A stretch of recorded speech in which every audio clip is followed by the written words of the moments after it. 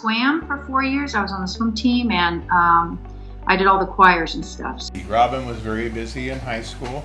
She was very active in swimming. She went to college on swimming scholarships. And music scholarships. And the music scholarship. And music's been her first love. I met Robyn when she was in 7th grade, and I was teaching at Oakville Junior High, and I was teaching vocal music. And I had taught it for a couple years and always had to accompany the kids by myself. I never could conduct. Well, here comes Robyn in 7th grade, a little slight girl. I think she heard my pitiful piano playing and she said, "Would you like me to play that and then you could conduct?" I said, can you play this?" "Oh, I think so." Sits down. She's fabulous.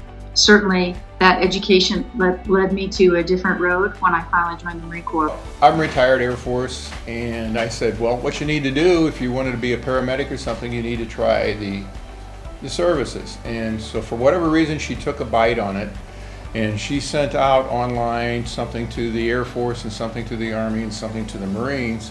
Yeah, and the Navy. And the Navy, and it turned out within 5 minutes she got a response back from the Marines. Several years ago, I got to live in Kiev, Ukraine for a year as a foreign area officer. And then I got to go to Russia twice.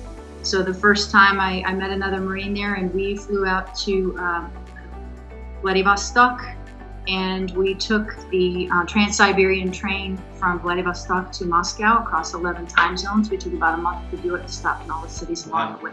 And to get the opportunity to continue to learn in such a way that it was absolutely like relevant, in your face life experience, and to take others with me through that experience is something I just never would have had a chance to do as a civilian. One of them is what I'm doing right now at Marine Corps Recruit Depot Paris Island. So I'm the commander for the 4th Recruit Training Battalion, and so it's the only unit in the Marine Corps that's all females. I just consider it just a tremendous opportunity to positively influence every single female who's coming into the Marine Corps for 2 years. Like, I'm humbled by it. Yesterday we had a graduation, and that was my first group that I picked up when I arrived in June. I saw them when they first came here, and it was all me, I, and very individual, and they were a hot mess. And then when they walked across the parade deck yesterday, it's like, those are my girls. Like, I feel so rewarded by that. So certainly never in my life would I have ever imagined having had that opportunity. When she sets her mind on something, she's going after it, and she does it. Like, she doesn't give up. She just does it, and she's like, okay, that's mine, I'm taking it, and she does.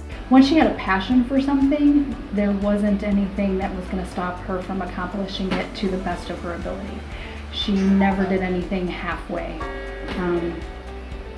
When she looked at something, she wanted to do the very best at it, and not for accomplishments or awards or applause, but because in her heart, that's the way everything should be done. She has achieved in so many different facets. I mean, she not only was an outstanding musician, I mean, has a master's in music, in performance. That does not come easily. Then she has a master's in music education on top of that. Then she goes in the military, then she learns to speak Russian, then she goes over there, then they put her in like special forces. I mean, I think you have to go pretty far to find somebody who has done what she's done.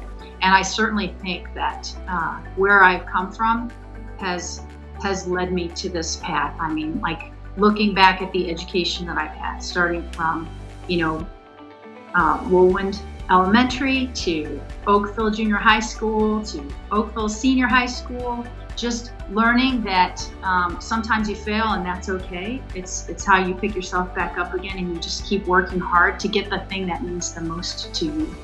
I hope that in this, somebody else sees just somebody who is a normal kid, who was not exceptional in any way, who had friends like everybody else, and who had troubles like everybody else, and felt like, sometimes she liked high school, and sometimes she didn't really care for it that much, and sometimes felt like she didn't fit in, and sometimes she felt like she did, just like everybody else trying to find their way.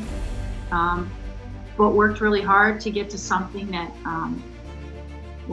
where I feel like I can contribute, you know, to other people's lives, and that I'm doing something that that maybe makes somebody else's journey a little bit better.